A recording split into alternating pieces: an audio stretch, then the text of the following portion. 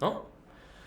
Well, Galacticos, welcome to this live broadcast. We're gonna do this preview for the CLASICO live, so you can bring in your questions. We can talk about the game and what we expect to happen on Saturday. So, Iñaki, how are you? Real Galacticos was born to do previews like the one we're about to do about the Clásico, a Clásico that can defy a large piece of La Liga. If we are able to win at the Camp Nou Saturday afternoon, it will be a statement from Real Madrid. It will be nearly a done deal. It will be a 9 points advantage. Let's remember last year when Barcelona seemed to have won the league in February or March.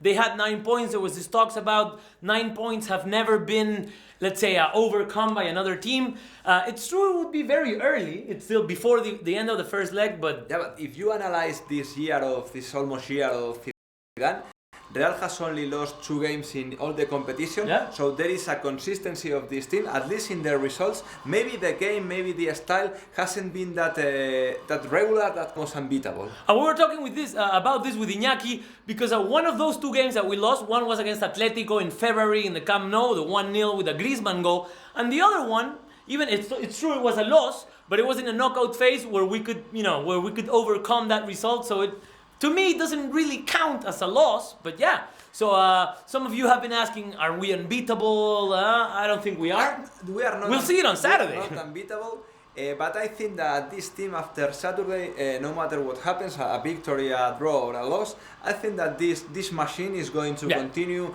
winning football matches. I think that in the worst scenario, we will have a 3-point advantage over Barcelona, and then it's likely that this team is going to have another productive and long streak without losing. Yeah, and hopefully, it's a good point, and I agree with Iñaki when he says whatever happens, it will be a defining moment, because if Barcelona wins, it could be a defining moment, kind of like getting them back into the fight and kind of waking them up from a very terrible 2 weeks by Barcelona.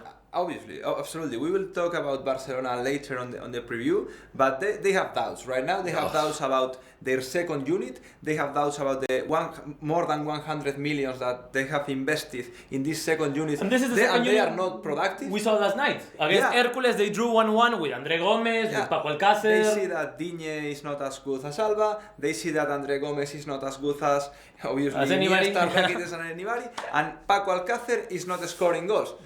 And I think the other doubt is about the style, but every doubt is about the results, obviously. Yeah, it's true. If they were winning, there would be no doubt. So let's go with Real Madrid and what we expect. Definitely Real Madrid come. I think if you had asked me 2 months ago, how are we going to get to this Clásico, I wouldn't picture such a, let's say, a favorable scenario. Yeah, true. Especially, we have the example of Atlético de Madrid. We were a little bit pessimistic coming into that game. A little bit to be generous. Yeah. But the team came up with a tremendous collective performance, and it's the recipe to be successful Saturday evening at Camp Nou. And I think, to be honest with you, it's the first time, or maybe the only time, where we could openly say that Zidane tactically beat the other manager. At least a top manager. For me, as our viewers know, for me the best manager in the world, Simeone. And right now, the recipe is the same, but we can. Real Madrid have tremendous absence. Bale, Kroos are not playing, and I think that, the second unit, our second unit, is stepping up, and Kovacic has stepped up. Morata. Even, every player... Yeah, if we compare our second unit, or, I wouldn't go by names or prices, but the performance of our second unit against Barcelona's second unit, we're a much better team. But the truth is, in the Camp Nou, we're going to see the first unit against the first unit. Maybe our first unit will be a little bit more damaged than theirs, because we don't have Bale and Kroos, as you said. They will have everybody. Just give us a second where we have an issue with the sound. So we're going to stop the stream right now. We're going to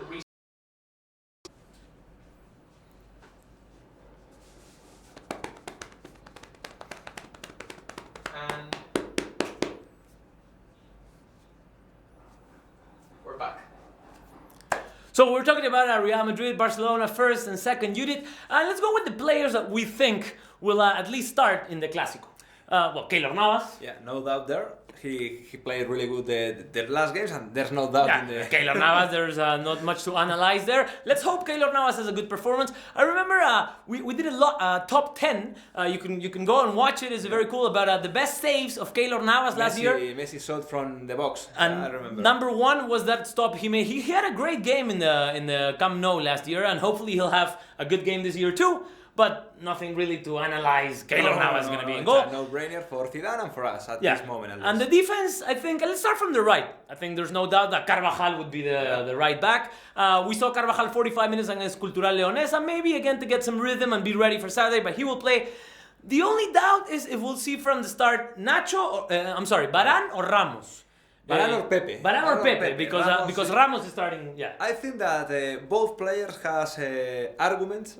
Yeah. To back their candidacy of playing. I think that Varane, maybe the Calderon match was a turning point for him. Yes, true. He looked like a top class centre back, and then you have Pepe, which is experience, which is hard, which is leadership inside the pitch. It's true that Pepe hasn't yet been able to enter in the dynamic of the competition. He has been slowed down by injuries since the very beginning of the season, and I think that at that very moment, with this. With the Calderon game that close, I would go with Varane, because I think that we were demanding from Varane that step up to being a leader, to avoid silly mistakes. Now that he did that, and right now you have the most important game of the season so far. I think you have to stick to Varane. Yeah, I agree. So probably we see Ramos and Varane, and on the left we'll see Marcelo. I don't think there's any doubts there. And then the midfield is kind of, there's this campaign now for Marca trying to say that maybe Isco has a lot of talent but is not ready, that he won't be a starter. Marca kind of saying that Casemiro will be a starter. I don't think that Casemiro will get to start in the Clásico. But let's see what Iñaki thinks. Yeah, in an ideal scenario for Zidane with Casemiro at 100%, it would be a no-brainer. Yes. I think that Zidane, I'm not in his mind, but I think that Zidane fears a little bit playing at Barcelona with a midfield with Isco, Kovacic and Modric. I think that the consistency, the balance that Casemiro provides to the team, Zidane loves that. But I think it's the same argument with Pepe or Varane. I think that Isco step up at Calderon too. He did a tremendous game. In this match against Barcelona, you have to be prepared to be without the ball for several minutes. But when you have that ball, you need some player who can keep possession. Absolutely, and I think that Isco provides that. Modric, who is going to play for sure, provides that. Modric and Kovacic are going to play for sure. Yeah, I think that there's no doubt in that. But I think that Isco, in this moment, maybe the most unanimous moment of him in Real Madrid is now. Yeah. And I think that he should start that Camp Nou, especially given that he has won it on the pitch, and this is not the final of the Champions League. I think that's true. Maybe you are more comfortable with Casemiro, but And I agree with you saying it's Barcelona playing at home. Normally they will have possession, but right now it's a very weak and dubious moment for Barcelona. If you want to go and make a statement and kind of maybe damage Barcelona more, Isco is the right player to do that. This Barcelona cannot steal the ball. We saw it the last week against Real Sociedad. Real Sociedad joined a very talented midfield with Illarramendi, which is not a stopper, with Zurutuza, which was a former number 10. I like Zurutuza in that game. He played well, He's a great player. And Xavi Prieto, who used to play on the wing, but they have very good feet to play football. And I think that they made Barcelona suffer a lot because they cannot recover the ball. I think that their MSN is going to be more. They're going to be more willing to work. They are going to help the midfield, and the team is not going to be in 60 meters like they saw that Real Sociedad. Yeah, but we need to have the players to damage them when we have the ball. And as Iñaki was saying, make the times that we have the ball the longest possible to damage. That's the way to damage Barcelona. You have to balance the counter-attack, the quick game with the possession game. Not only for attacking, but for defending with the ball too. Yeah. And in the other side of the game plan, it's the speed. You need the speed. You need so badly speed to hurt Barcelona, which speed is not their best in defense, and they play with a lot of meters from Ter Stegen, and I think that Bale would be the key of this game plan. Yeah. Since you don't have Bale, you have Maybe to go with Lucas. Yeah, so we think we're gonna see Modric, Kovacic, and Isco. Zidane being a little, let's say, loyal to what has been working so well. And as Iñaki was saying, something that few people expected that worked so well at the Calderón could work at the Camp Nou right now. So Kovacic and Modric with Isco, and maybe that right space for Lucas. Yeah, you need Lucas because in defense he's going to be the fourth man in that line. Yes.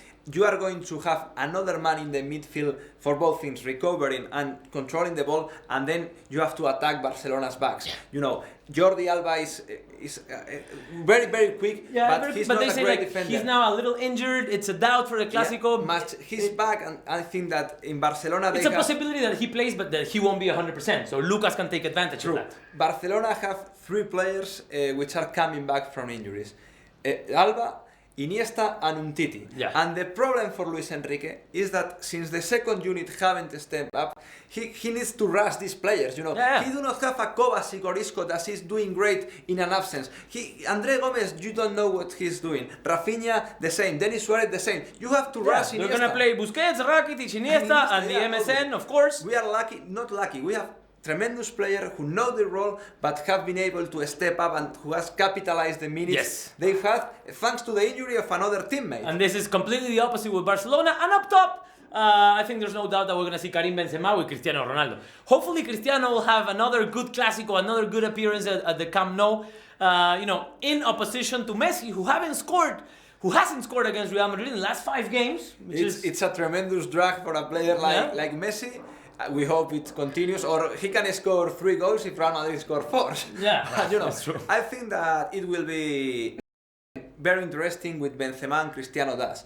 I think that Benzema, since Isco maybe that Benzema is going to be that false number 10. You know, he's going to be. Which is very good at doing, really. You know, he's talented with the ball. He can dribble. He can control short. And I think you were going to say that Cristiano will have more freedom in the front. Yeah, Cristiano will have freedom on the front and freedom to not helping in defense. Yeah. He will be the only player who will be with no work assignment. Hopefully we will not need Cristiano to work on defense. Hopefully. Yeah, but I think that Cristiano is good in finishing, and I think that against this weak Barcelona defense, he's going to be able to finish. And it will be interesting if Zidane decides to do a high pressure. Real Sociedad again generate tremendous problems to Barcelona. Yeah. With recovering Iniesta, it's a great addition for Barcelona, obviously. Yeah, but again, he's not going to be in the rhythm and the pace. By himself, he's not going to fix Barcelona's problem. No. But I think that Busquets is going to love having back Iniesta because he's going to find an easy way of building the play. You know, the game Busquets played against the Real Sociedad was, from what I remember, one of the worst games I've seen Busquets play. Busquets losing many balls. He has 2 problems. He's not in good shape right now, and he needs more time to develop the play. And the second problem has to do with the situation of the team. Yeah. Barcelona is no longer a passing team. You do not have that teammate next to you to build the play, to go with patience. With Iniesta, they're not a team anymore that keep the possession long for 5-10 minutes. If you go back to that game at Real Sociedad, Andre Gomez and Rakitic, they weren't helping a lot Busquets in the beginning of the play. And if Busquets is pressed, he's going to have problems. But with Iniesta is very smart, maybe one of the smartest players ever. Yeah. And I think that if he feels that his team needs help, especially Busquets, in the beginning of the play, he's going to be back and he's going to have this easy pass. But but it's going to affect them to create offensive chances. Yeah, obviously. And it will be interesting how Real Madrid plays in defense. I think that we've been a very successful Real Madrid against Barcelona, pressing them up high. Yeah. And I think you can press them up high for the 90 minutes. But I think that... But you have to be smart on when you decide to do that. That's the point. At certain moments of the game, you have to pressure. You have to trust your defense. You have to trust your your collective mentality to put 10 men on the opponent feet. Yeah. Put the defensive line in the midfield because you have fast center backs, you have fast right back, and Barcelona suffers. We have fast midfielders with Kovacic. I'm really excited to see how Kovacic is going to deal with covering Messi. I think that's going to be a nice fight because, let's say, at least in speed, I think it'll be something, a very even duel. I'm not going to say that Kovacic is talented enough to dribble around Messi, but... Casemiro is a great tackler. He knows that. But I think that Kovacic, Casemiro, whoever, is not a one-man duty. No. Obviously, stopping Messi cannot be a one-man duty. But I think that this is Kovacic. You have mentioned him. I know you love him.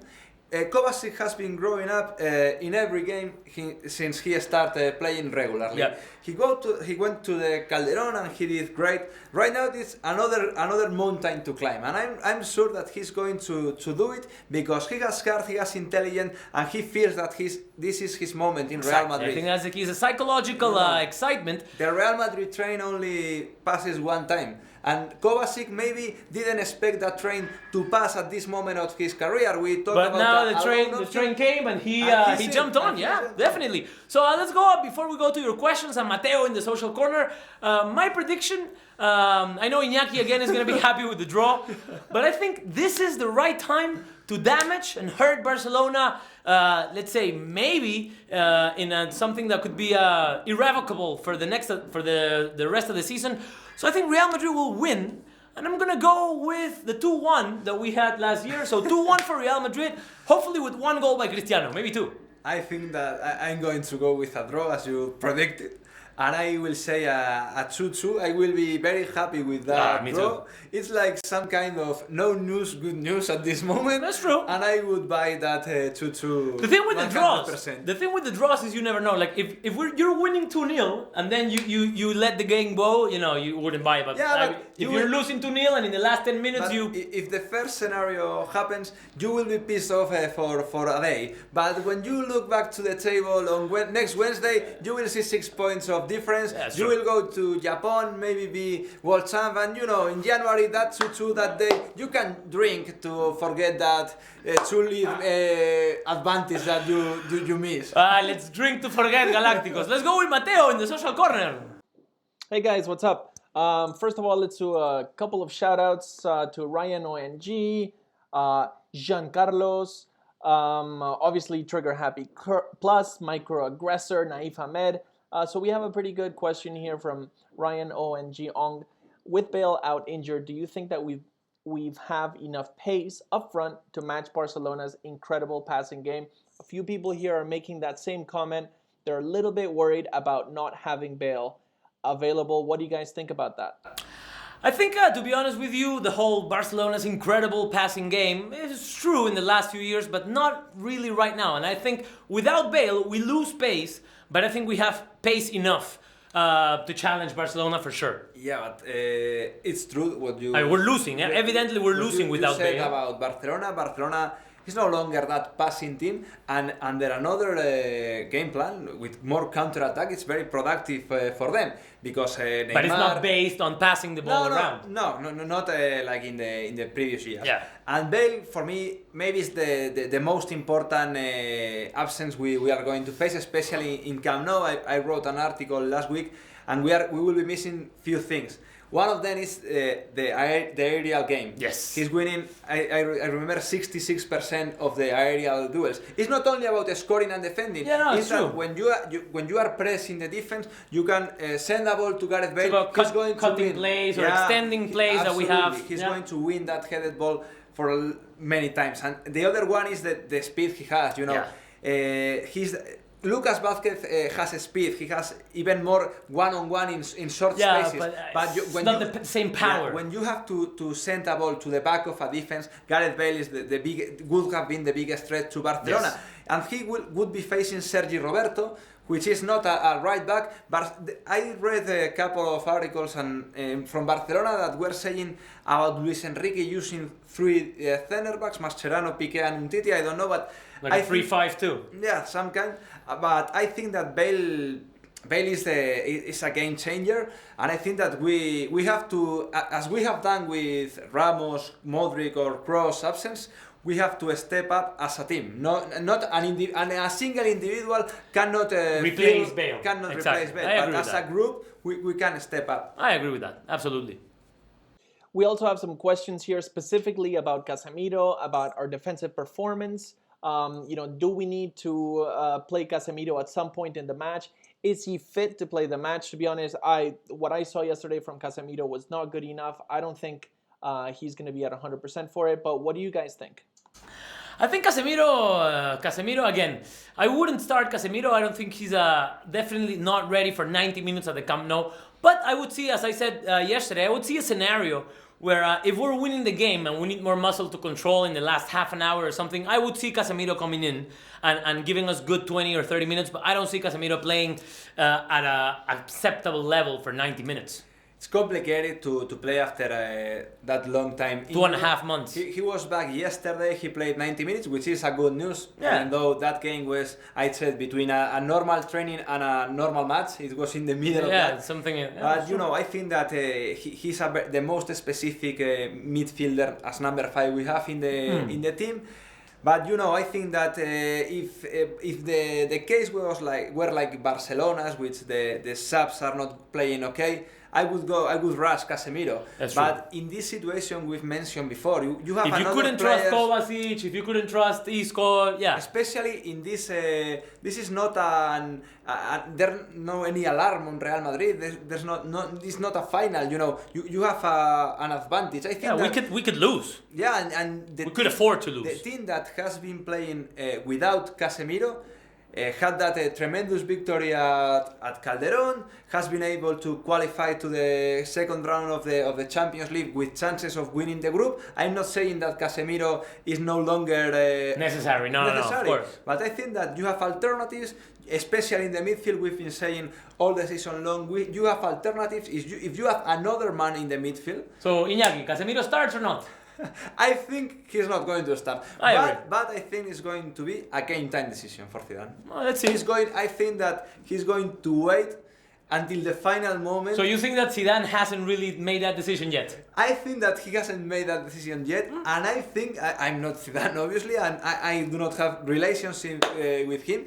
But I think that in his picture of playing at Barcelona at the Camp Nou, Casemiro is always in his lineup. Yeah, and sure. He's going to have to wait if Casemiro at 70%, for example, is in that lineup too. But I think that Zidane loves him. He was a key player in last year's team. Yeah. And I think that we will know it at 15. Yeah, it's true. We'll know it an hour before the game. I love Casemiro to Carlos Enrique Casemiro. All right, guys. So we're gonna start wrapping it up here. Big shout outs to Trigger Happy Plus, Emad Hassem, Advid Lok, Denis Sombera, Marley Farfan, Music Lover, Ali Tommy, Wally Rechin, who else do we have here? Carlos Casas, Rosal Herrera, Manuel Jimenez, Naif Ahmed, shout out to you, brother.